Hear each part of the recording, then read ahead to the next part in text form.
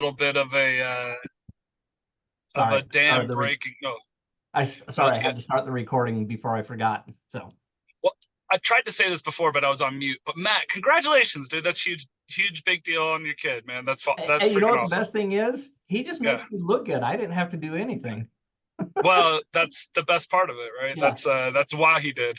yeah. No, but I was gonna say that it just feels like I've said this 3 times this year. It just feels like there's a little bit of a dam breaking in real estate. And I don't know if we have some bigger numbers, but I know personally it feels like some properties that have been sitting on the market for a long time have finally started to move, gotten offers. I'm sitting in front of a townhome that we finally put under contract that I've had listed for 6 months, and same with another house in Provo. And it just feels, I don't know, it feels like there's a little bit of movement where there hasn't been in the past. So I don't know if you've had bigger numbers, but for me personally, that's been a win.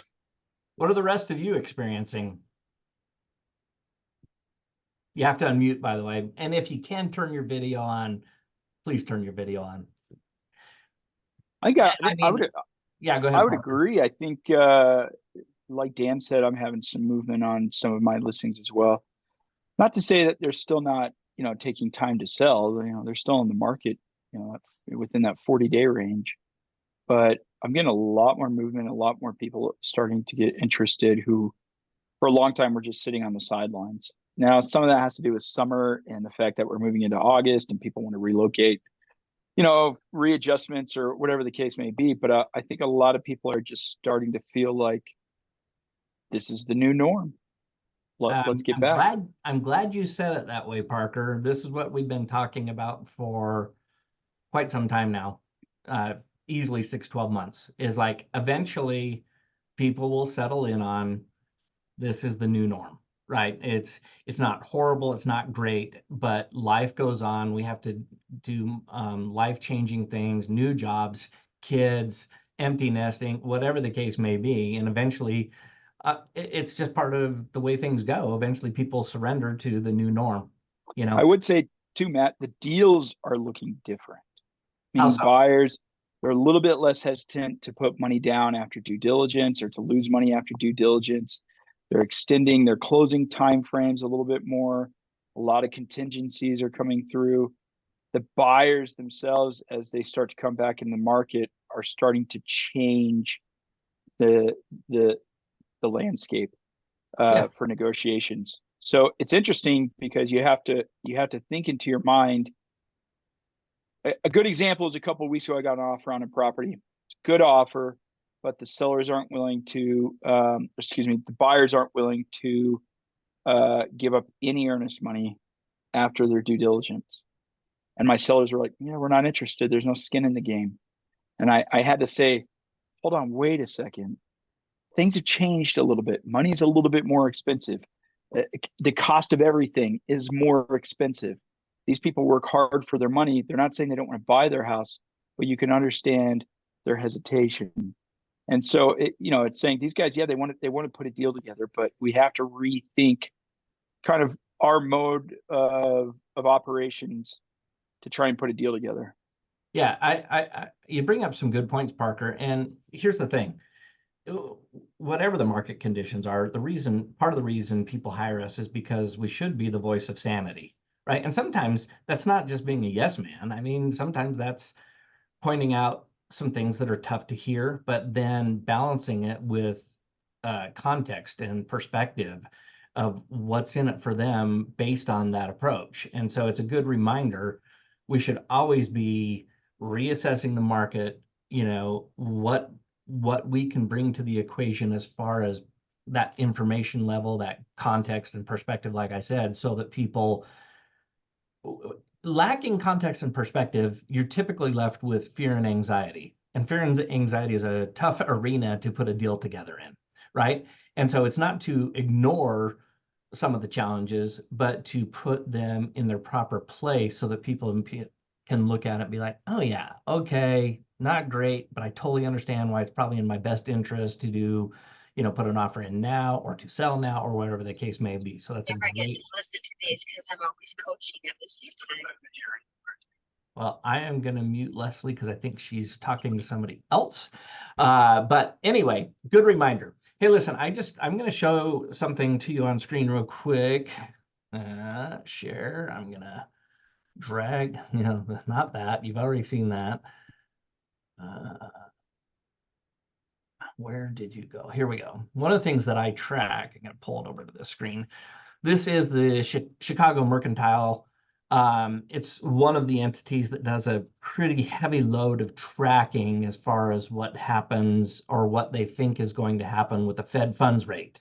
Right now, if you're all paying attention to our great partners at Lifetime Home Loans, RET, and others, other LOs send out great information on this, but I think this is kind of interesting to share with you. So the dates here you see on the left of this matrix here, I hope that's big enough. Let me zoom in a little bit. There we go. These are the dates that the Fed formally meets to discuss what they're doing. And Wall Street and everybody else pays attention to the verbiage that's used and everything else. Our current Fed funds rate is 5.25 to 5.5.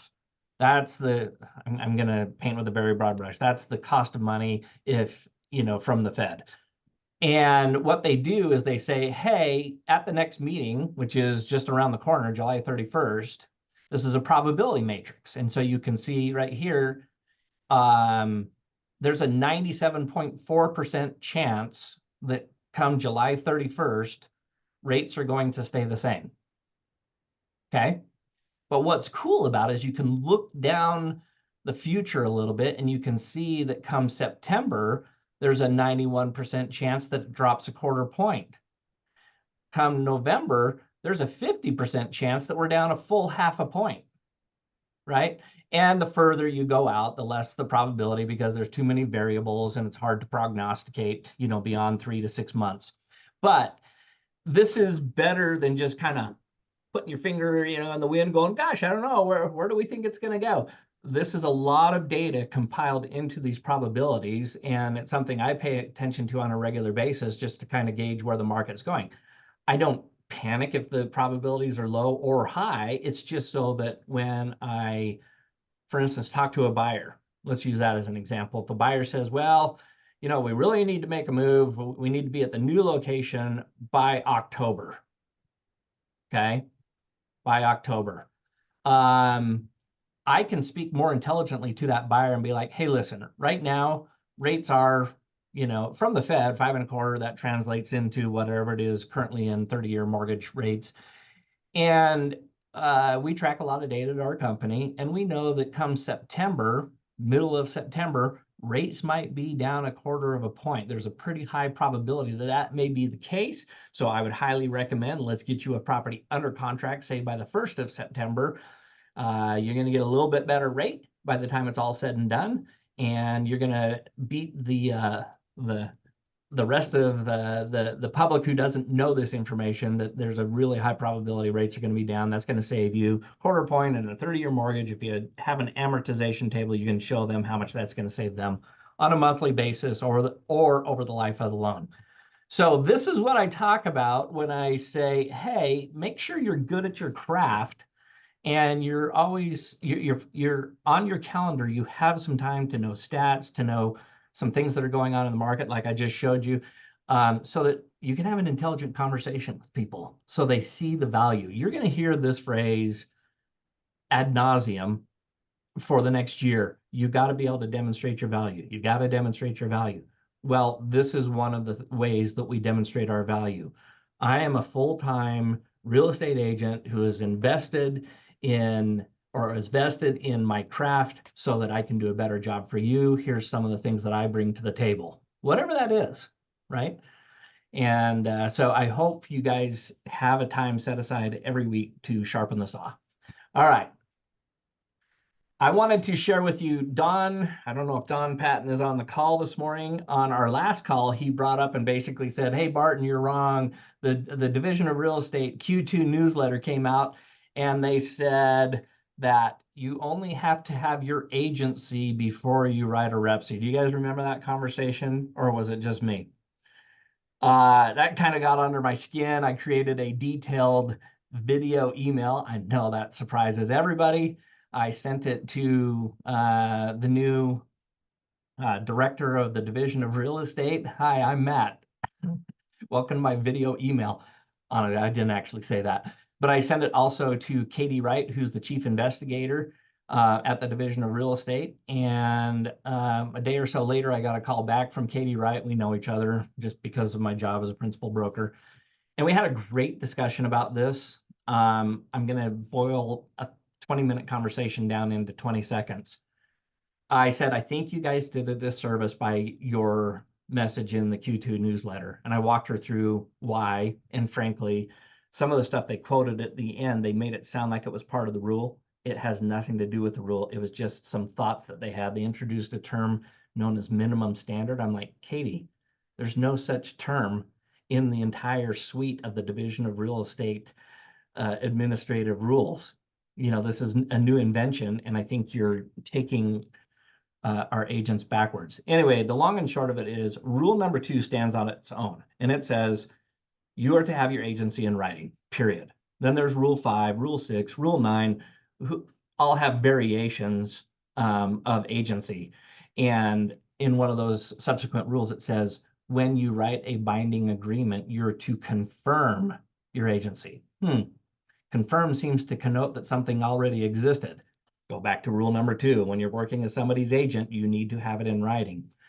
And so through the course of a long conversation, the final point I made to her is I'm like, listen, Utah has really kind of led out as a state on their agency rules. If you read rule 2 the way it's grammatically written, and your article has taken us backwards. And oh, by the way, the settlement that's coming down from NAR across the nation is very explicit and says, you're not even going to show a house until you have an agency relationship. So if we go with what you just defined in the quarterly newsletter, we've gone backwards. We're now behind the curve of what's happening nationally. So I'd strongly suggest you revise that. And the interesting thing was, she's like, hey, what are you doing tomorrow? Unfortunately, I was flying to Washington, D.C., and she was inviting me to go to the real estate commission meeting up in Salt Lake City to make this exact point. And I told her, unfortunately, she was going to have to carry the day herself. So I'll do a follow-up with her today and find out where that landed. But I just want to make sure you guys are clear. Never shoot for the bare minimum. Don't go for a minimum standard as they introduced. Do the things that's going to protect yourself and your licensure, protect the company, and protect your clients. And having your agency defined in writing, whether there's complete agreement as to how the rules read at the Utah's Division of Real Estate, the settlement is going to make it explicitly clear. So get your agency in writing when you start working as someone's agent. Any questions on that? Anybody want to argue that point? All right. Curious, Matt. I'm sure there's a lot of us who get that buyer broker signed weeks after we show a home, or even right before we write the offer. Can you talk a little bit about that? Yeah, I don't want to spend too much time on, and I'm not trying to dismiss the question. I'm just like, listen, come August, we're getting this national settlement. And how many of you, just raise your hands if you watched the MEC recording of Jack Miller, the CEO for T360? Yeah, so he's very clear about it. What the settlement that is coming down, the national settlement that is coming down, is going to make it very clear. You cannot even show a house without agency. Now, listen, are agents still going to do it? Of course they are, but it is going to create huge exposure for them and their company, right? So I think here's the good news. Since it is now becoming this huge mandate, even though a lot of agents ignored the rules that are currently on the books in the state of Utah, it's going to become the new norm, which frankly, I hope you guys are excited about, because now, I mean, I've said this for years to the agents I've worked with. It's like, why would you work with somebody who's not willing to commit to you? I mean, what are you doing? Are you just rolling the dice and hoping something good happened? It's not a really good business strategy. And if you can add value and can demonstrate that you're competent, then go forward boldly and say, hey, listen, we need to have our agency in writing. There's no fixed duration. It can be a day, a week, a month, a year. I don't care. But we have to have that before we can start working together. And depending on how you say that and set it up and the value that you put forth, that typically can be a pretty easy conversation, right? Now the added benefit is it's going to be a mandate nationwide. And so it's just going to be like in society, it's going to become not overnight, but over a relatively short period of time, it's going to become the norm. So it's not going to be a tough thing for those agents who struggle with it to say, hey, we need to have something in writing. Now, listen, I want to put a finer point on that. It should never be, you need to sign this for me. That is the wrong approach. You always take the marketing approach. What's in it for them? First of all, this is required. It's required by my company. It's required by the Division of Real Estate for the state of Utah. It's part of the national settlement. And the reason why it's important for all those entities is because it protects you, it protects the company, and it protects everybody involved in the transaction. So that there's not confusion and ambiguity and things get sideways. You don't want to have a contract that goes sideways, do you, Parker? Of course not. You know what I mean? So there's very simple dialogue. And when you add the flexibility of there is no fixed duration, right? We can make this for a day, a week, a month, a year. Unless somebody is completely obstinate, which there are a few of them out there, and there always will be, this probably is not a tough conversation. Okay. All right. I have a video. I wanted to invite Brad Belke on, who is the CEO for UtahRealEstate.com. He's also an attorney and a very bright guy and very involved in things nationally. Unfortunately, he had a conflict. So this morning we got on a call together and recorded that. And I just want to play that. It's about 10 minutes, but it's going to dovetail with the conversation we have today. And I want you to pay attention because this is a very common problem and it's not insignificant. And I deal with it on a pretty regular basis. So let me share my screen here. And I'll cue up this video. And Parker, if I can look at you, tell me if the video, the audio is coming through and everything correctly, that would be awesome. Hey, Brad, I wanted to thank you for making time this morning. I know you're very busy, got a lot of things going on, like on Monday, just like the rest of us do. We're good. We're good. But wanted to invite you into we have a contracts and negotiations call every 2 weeks with our agents because I want my agents to know the most about their contracts. But sometimes I think they get tired of hearing from me. But I want to put a kind of a use case up for you and kind of get your take on it. So something that I bump into pretty regularly is, and it's kind of unfortunate, when we go under contract, buyer and a seller and the corresponding agents and brokerages, one of the most common things I run across as far as a problem is, hey, certain items were listed on the MLS and, now here we are at closing and something's missing. Yeah. A jacuzzi or whatever, soft water system or things like that. And so kind of wanted to get your take, and I'm going to kind of rein this in because that could be a very large topic, but let me ask it this way. What is the purpose of an MLS listing by itself versus what's a REPC? And I get it. You run the MLS, but you're also an attorney. So I'm going to bring in the attorney side. So to navigate problems like that, what's on the MLS versus what's in the REPC, how do we navigate that? Well, thanks for having me, Matt. And that's a great question. I think, from the attorney side, it's always over-document, make sure you cover all your bases, right? Because the MLS at its core is a system of cooperation and marketing and accuracy of data. So what we pride ourselves on is making sure that the listing agent and documents what they need to document about the property to make that information available both to the agent and then on the lighter side to the consumer, so that when a contract arises and the property is about to go under contract, the information from the MLS can be relied upon at the greatest level it can be. It's never perfect, but it can be relied upon to basically formulate the contract, right? And I think sometimes people think the MLS is the contract. It's the step to help you formulate that contract.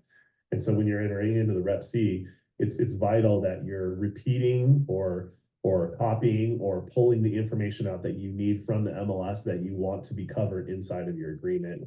All right, I'm going to pause. I'm going to keep these to a minimum. But did you catch what he just said there? I mean, it was a full paragraph worth of stuff. Well, what's the key takeaway? What did you gather from that? Go ahead and unmute. Anyone? The MLS input is an outline of the contract to give you an idea on how to draft the contract, but it is not the contract. Okay, anybody else? Yeah, go ahead, Joyce.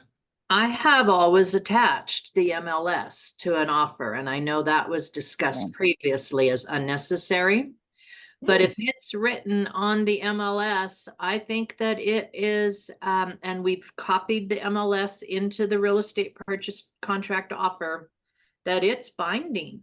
If it lists that there's a refrigerator or a new roof on the garage, then the expectation is that that is enforceable to be provided. Yeah, he's going to talk a little Only bit about. if you've made it an addendum. Say that again, James. Only if you've made it an addendum. Simply attaching a copy, you can attach a copy of the Constitution. It doesn't affect it. You have to make it an addendum. For sure. But if it's included in the, if it's stated in the inclusions or Section 9. I think so. So we're going to come to this because Brad and I talk about this, but the point I wanted to drive, why I paused here, was he made the point that we should have accurate information on the MLS. I don't think anybody disagrees with that, right? But he also said it's a marketing tool. And that's the part I wanted to we're going to build to a bigger conclusion here.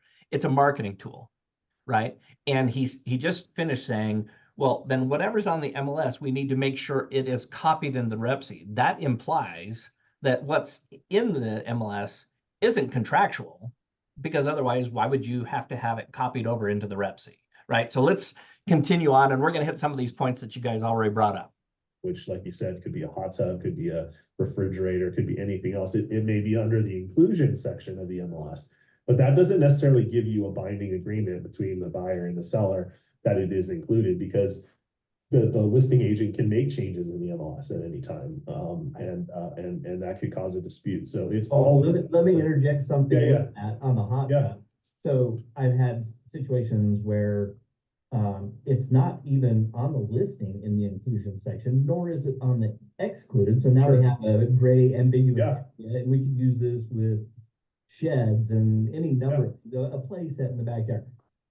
But then what happens frequently is like, we'll go look at the photos. The photos actually show, the photos show a soft water system, whatever the case may be. And so this is why I think this discussion is so germane. Yeah, I'm going to pull up on screen. I'm going to pull up the REPC on screen if you're okay. Sure. Yeah, and I was going to say, oftentimes agents don't even mention certain things that are part of the property, right? It's not a fully comprehensive list all the time in the MLS. So it's important to call out what if your client is certainly wants something to be part of the sale, they need to make sure that that's not just in the MLS, but that it is in the agreement between the two parties. Yeah, I took the liberty of highlighting a section that I'm going to be discussing a little more with my agents after our recorded section here, but it seems to me that section 14, as well as the, included, excluded sections 1.1 through 1.3 are very germane to this discussion. So I'd love to get your take on this section 14. Yeah, and this is what I sometimes call the throw up provisions of law, right? They kind of are at the end of the contract, and people don't always read them over. They're just sort of sometimes almost very standard, and you see this in almost every contract, but it's basically says that, this is going to replace and supersede any prior negotiation, any prior contract that you have. And so those are the key words, because this is, in some ways, this is the finality of it all, right? And so let's say in the MLS it says the refrigerator's excluded. Well, you may, between the time of negotiation, get that thing included, right? And so now you may have a discrepancy between the MLS saying it's excluded and an included. Even could be a verbal agreement between you and the other side. So it's just important to really over document, and if the stuff in the MLS is that important, you could even at some point just include that as a exhibit, part of the exhibit addenda of the REPC, and include a copy of the full agent report if you need to. Yeah, you and I talked about this in the past. If we go to section 9, right, which is typically titled addenda, but it also has an other section, right? And if someone were to say, see exhibit 1, and you take, like you said, the full printout of the particular listing and labeled it Exhibit 1, well, guess what? Correct me if I'm wrong, but the terms that are then in that listing, included, excluded items, then does become part of the contract. Yeah, and especially if you call that out, right? Especially if you say, this is being attached, this exhibit for the inclusions and exclusions of the property.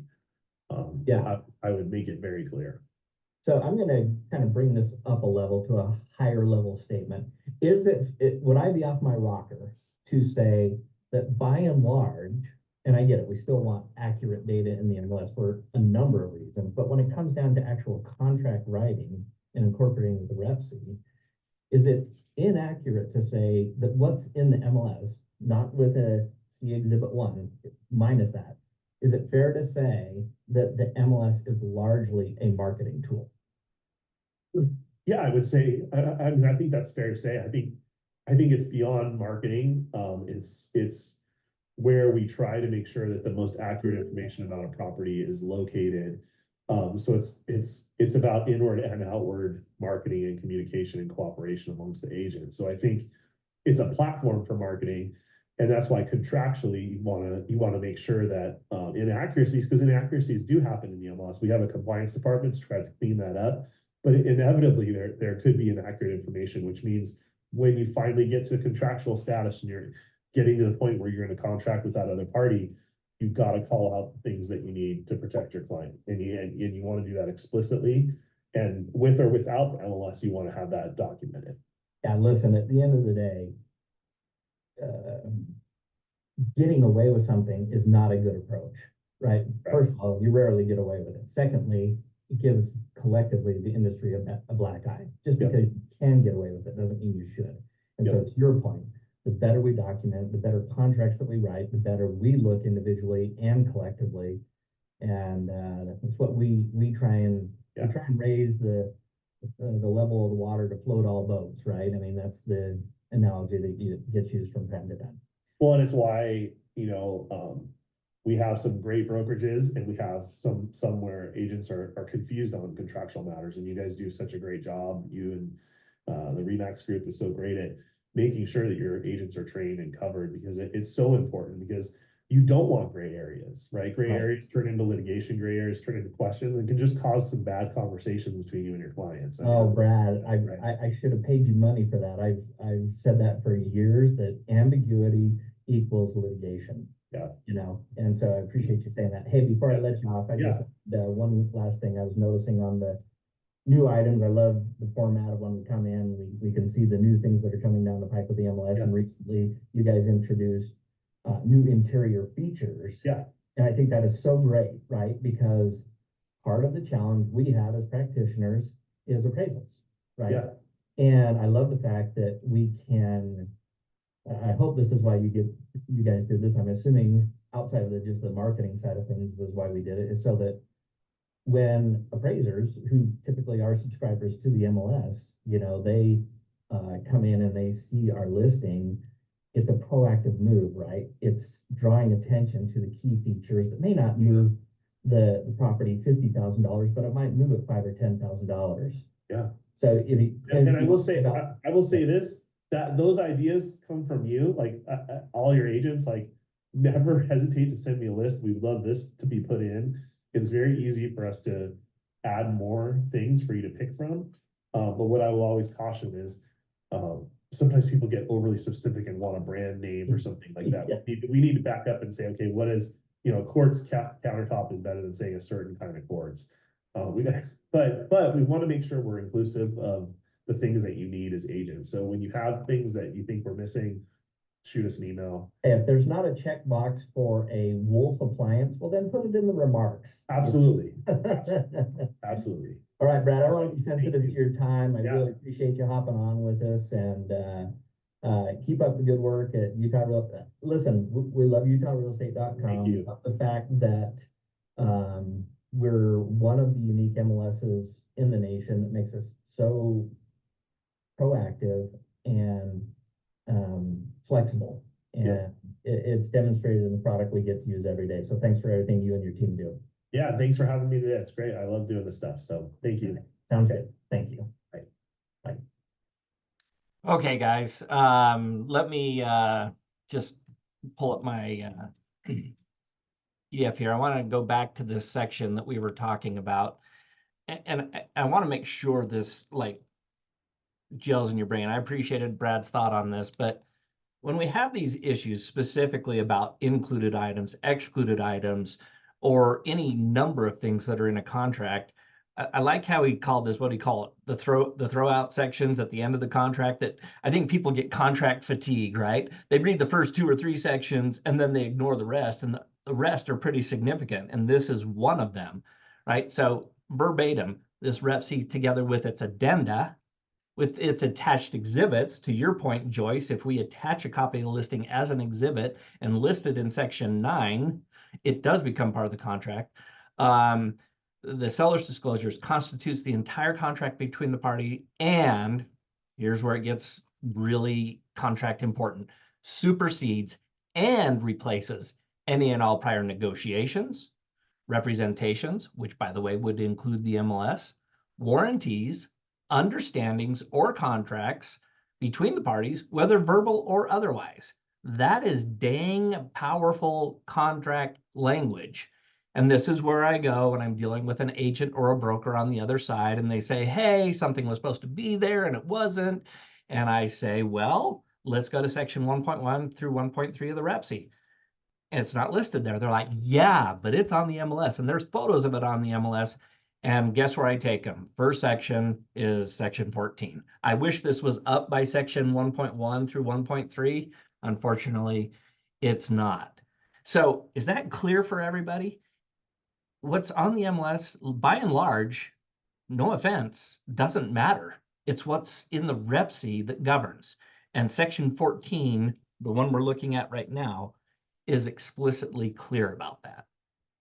So to Joyce's point, if you want things that are in the listing to be part of the contract, label it Exhibit 1, go to section 9 of the REPC, check the box Other, and label it Exhibit 1. Now all those things are contractual, but by its default, they are not.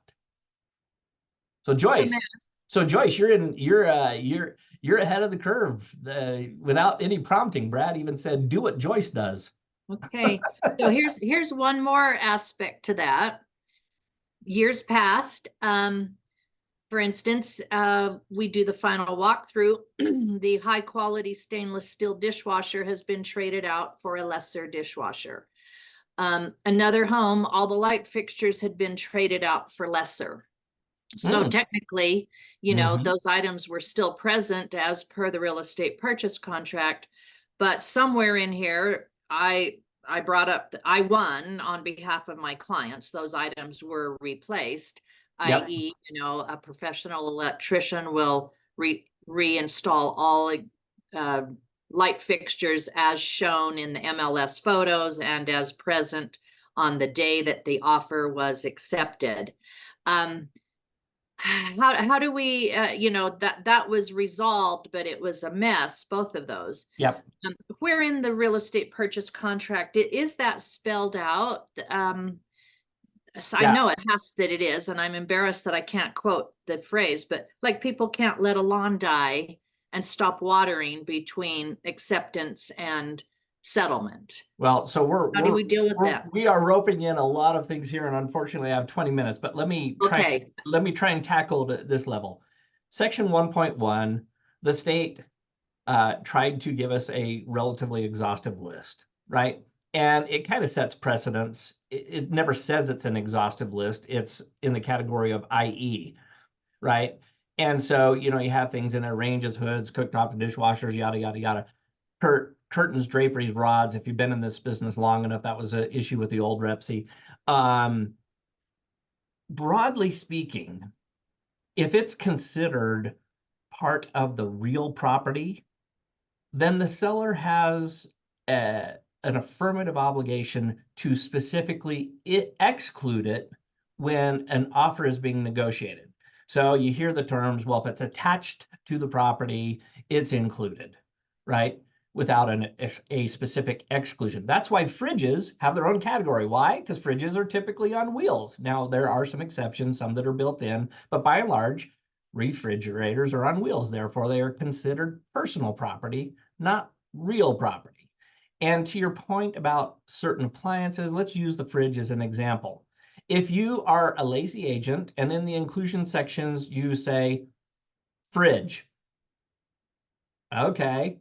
You didn't say what fridge. Now listen, you can make the case, well, there are photos. It was a particular. Why put yourself in that situation? Say the GE model 1279 or whatever the case may be to be included, right? This is where there's good, better, and best. Do you want to be a good agent, an average agent, or do you want to be one of the best? Well, then write your contracts, which takes all of a few minutes more time to do it the right way and be specific about what is included.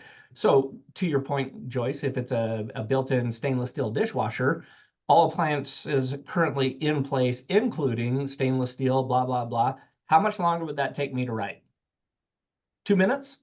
Saves a lot of problems. But most agents don't do it because they're like, well, I just assume everything's going to go correctly. And you all know the definition of assuming, right? Ask you me. So all great points. The one I dealt with most recently was a jacuzzi, hot tub. And the discussion basically came down to is a jacuzzi personal property or real property? And it kind of led back to the question, well, is it attached to the property? Does anybody on the call have a jacuzzi tub? Raise your hand. Come on. Nobody has a jacuzzi tub? Huh. I do. Has anybody ever? Okay, Haley, is how is that connected to your electrical system in your house? Is it just plugged into the wall? Are you talking about I'm sorry, are you talking about a jacuzzi bathtub? I'm sorry, a recreational jacuzzi. I'm sorry, I should have been more specific. specific. A hot tub. Yeah. Yeah, because I have both. So yeah. I just wanted to know what we were talking about. So your exterior hot tub, how's it hooked to the electrical system of the house? Is it a plug-in or is it hardwired? It's hardwired. There you go. Every jacuzzi I've ever seen, hot tub, is hardwired in. You have to have an electrician come out and connect it. It's not like you just plug it in the wall. By that definition, it's attached to the house. Therefore, it becomes real property, not personal property. So, you know, there's probably 100 different examples we could use of different types of things. I mean, a shed in the backyard, a play set in the backyard. The point is simply this. I bring those specific items up. It's like there is some gray and ambiguity to it. The last thing you want to do is have to argue it in court. Spend the time to be just a little more explicit in your contract, save yourself a lot of headaches, and look really good in front of your clients rather than looking like the goat, like, oh crap, I wasn't specific enough in the contract, and now you as my client are dealing with an issue. Kind of hard to get them to be a repeat client when that is the experience. Matt, to your point, if you think about it, your air conditioning unit is hooked up in almost exactly the same way as a hot tub. So if the hot tub, anyway, I think it just makes your point. Yeah, no, thank you. I appreciate that help. Yeah, you could sever the 220 that goes out to the condenser unit, but that's typically not a removable type of device. So, all right, for sake of time, I'm going to move us along here. Let me stop sharing for 2 seconds. Okay. I'm just looking at my list of things with how much time we have to see what we can get through. All right. We talked about earnest money a lot.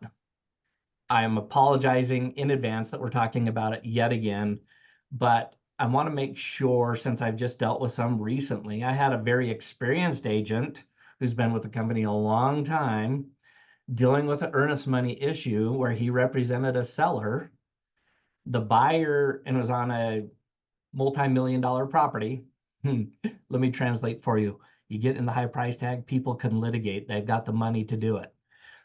The buyer came in, proof of funds, all kinds of stuff, $100,000 earnest money.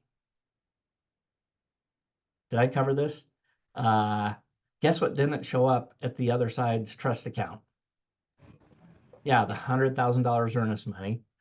The agent calls me the day before it's to close. By the way, You're going to make a friend of me when you call me at the 11th hour or 59th minute and say, help. I prefer a call at least at 11 o'clock, not 11:59.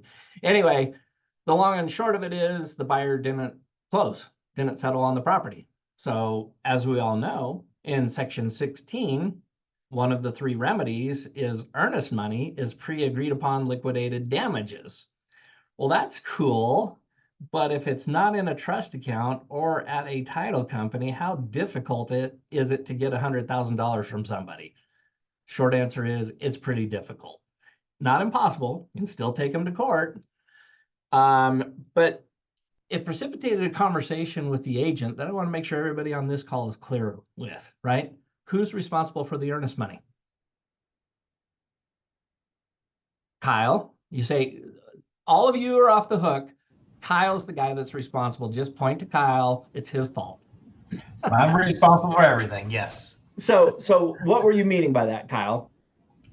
That if I'm the selling agent, I get to make sure that it's in the right place. What? Okay, so the buyer. If I'm the listing agent. If you're the listing agent. Yes. I want to make sure this is clear contractually. You guys understand why it is also the listing agent's responsibility. Why? Why is it your responsibility? I mean, it's the buyer's earnest money. Why should I have to worry about it? There's 2 big reasons. I'll take an answer on either one of them. Well, consideration helps. Confirming consideration helps. Okay. Show the seriousness. But 2, Okay.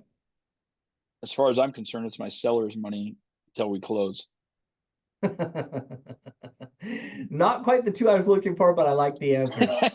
One, the biggest reason is because the division of real estate says it's both agents' responsibilities, right?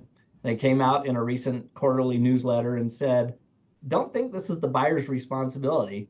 It's both agents' responsibility, buyer's agent and seller's agent responsibility equally. Huh. Well, when you think about it, it actually makes sense. Can a buyer default on a contract? Heck yeah, they do all the time. Can a seller default? Yes, they can all the time, right?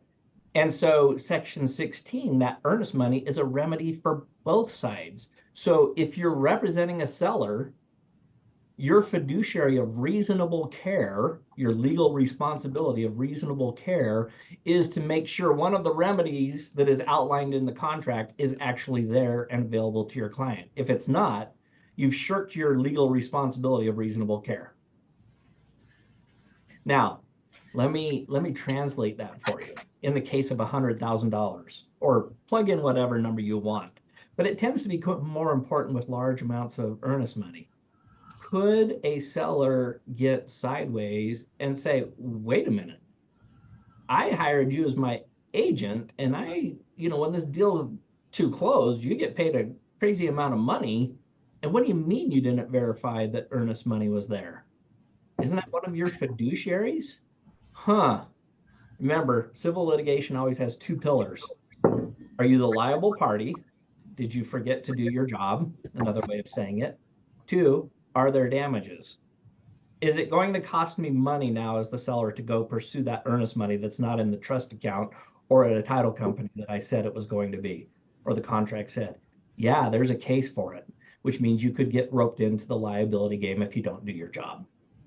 Because I've had agents say, well, it's still the buyer's responsibility. You're right. Contractually, they still have an obligation to perform and to have delivered that money. But in the process of that, if somebody has to litigate to get it, and if you know anything about litigation, it is not cheap. You could be roped into that liability game by not doing your job. So, word of caution, don't rely, and I've trained all of our office managers and TCs, they know this. If you get a call from them saying, hey, I know you're on the listing side, but we don't have a confirmation of earnest money yet. Let me translate for you. Do your job so that, and do it well so that you don't get lumped into the liability game, right? It's terribly unpleasant, I promise you. It's not a good experience. So just simply turn around to them and say, thank you. Thank you for keeping me on track and protecting myself and my client. I love you. All right. Any questions on that? Any concerns about that? What about, sorry, let me add an additional layer. What if it's at the title company? What if there's an addendum to the REPC that says earnest money is going to be held at the title company? Does that change our fiduciary of reasonable care? No. Yeah. No, it doesn't change our fiduciary. Don't you think reasonable care would be demanding that they don't hold it at a title company? No, because holding it at title company is a legal, lawful order, and we have a fiduciary of obedience, right? Got it. And so if that's their preference, now listen, to your point, Parker, we always want to make, Parker, I don't want you to answer this. I want somebody else to. When somebody says, or you run across a contract that says, yeah, we want to hold earnest money at title. Is there a case for holding it at title, or is it a bad idea, or both? What are your thoughts? What say you? I would say it's both. They have a case, there's a case for it, it's not a problem. A lot of companies don't like to use their trust account and manage their own trust account. However, if you're representing either, I guess it doesn't matter which side you're representing. The problem is that to have the earnest money released, you have to have everybody sign it, right? Like both buyer and seller. And if one of them is digging their heels in the mud, they might not sign it, and then it makes it a pain to get it released. Yeah, I'm going to pull this up on screen because I think it's important to see this. Yeah, here's the document, right? This is the UAR form for the deposit of earnest money. And oh, by the way, this one is approved by the DRE. So it's an official DRE document. But the two sections highlighted, buyer and seller advise that title company may require, translation, I promise you they're going to require, through a separate instructions that both the buyer and seller must mutually authorize disbursement of the earnest money. Okay, that's just a hard fact. Even if the REPC states that no additional written authorization is required. Since this is now an addendum to the REPC, this language trumps previous language in the REPC regarding no further written requirement. They just agreed that there will be. And then here's this section in kind of the peach color. Buyer and seller acknowledge that the Utah Division of Real Estate has no authority over the title insurance company's release or disbursement of the earnest money deposit. Why do they have no say? It's a real estate transaction. Why do they have no say over the title insurance companies? Really? Nobody? Crickets? It's because title companies are governed by the insurance commission, not the Division of Real Estate. That's why. So basically the DRE saying, hey, if you go this route, don't come make a complaint with us. It's out of our jurisdiction, essentially, at that point. Now, for practical purposes, I'm going to just fast track this. If I'm representing a buyer, it's typically this, I'm painting with a broad brush. But if I'm representing a buyer and I want to maintain some leverage on that earnest money, maybe not a bad idea to have it at a title company. Does Metro Title of Utah accept earnest money into their trust account, Savannah? Is that a yes or a no? Yes, they do. They do. And it does apply some leverage, right? Because when a seller, and let's take the other side, when it's held at title company, if the buyer defaults, all the buyer has to do is say to the title company, yeah, I don't want to release it. What is a title company left to do at that point? What do they typically do? Anybody have this experience? Nope. They're a third party, so they'll just leave it up to either an agreement that both parties can come to or whatever the courts say. Yeah, let's just say both parties say, yep, not going to sign a document releasing the earnest money. You hit the key point. The title company will typically what they call interplead to a court with jurisdiction. They pay 300 some odd bucks and they say, we're done with this. We're washing our hands. Everybody go to court. What a great solution. And so that is one of the probably the most significant downside to holding earnest money at a title company. Now, if you're the buyer, less skin in the game, because at the point where they give notice that they're going to interplead it to a court and the buyer doesn't want to go to court, then they can retract their statement and say, okay, I'll sign the document. But sometimes they're just obstinate, right? Now, how does that compare and contrast with holding earnest money at a brokerage's trust account? So let's say there's a dispute. Somebody defaults. It's clear. What's the process there? I know the process because I deal with it all the time, but do you know the process? Yeah, I mean, You're bound to follow the terms of the contract, aren't you? There it is. Any principal broker has been given permission to release earnest money if the terms in the contract are clear and unambiguous. So if there's no addenda, trust me, the REPC is plenty clear what happens in a default. Where it gets a little muddier is when we have additional verbiage introduced in addenda. And that's why when we have agents go and say to an office manager or a TC, hey, I need this earnest money released, their response is, unfortunately, I have to have a broker review it, right? Because we have to look at the contract and any subsequent addenda to see if we have a green light to release the earnest money. In most cases, we do. I will typically proactively reach out to the broker on the other side and say, hey, we're about ready to release earnest money. Is there any extenuating information that I'm not aware of? Because I don't want to have an unnecessary fight. And when we go, no, let me give you an example of one. Just happened last week. We represented the sellers. The buyers, the buyer agent, another brokerage, decided they were going to cancel the day of the financing and appraisal deadline. And they're canceling based on financing conditions, right? Not satisfied, at our sole discretion, we're canceling. Now let this be a reminder to all of us. Guess the buyer's agent sent over a cancellation to their buyer. The buyer signed it. And then 5 o'clock came and what was missing? It's the most important part. Yeah, they didn't send it over to the seller, the listing. They didn't send it over to the seller until 7 minutes after 5 o'clock. Now, here's the interesting thing. The broker on the other side, I know very well. Dan actually dealt with this for me because I was traveling, and he did a great job. But the other broker came back and said, really, can you not help us? You know, I mean, everybody was operating in good faith and they actually signed it. It's time stamped. They did sign the cancellation and basically was trying to give us kind of browbeat us like we're being the sticklers, right? Well, you're just hanging up 7 minutes. Are you kidding me for $5,000? And the comment back was, unfortunately, so-and-so broker, it's not our choice. We literally have a fiduciary of obedience. If our client says, I want the earnest money, even if it was 7 seconds after the deadline, even though I don't know that I would do that personally, I don't have that luxury. If I don't do what they request, then I'm in jeopardy. I have a legal responsibility of obedience. They've given me a lawful contractual order and I must perform on that. So it's not between me and you. It's not between your agent and my agent.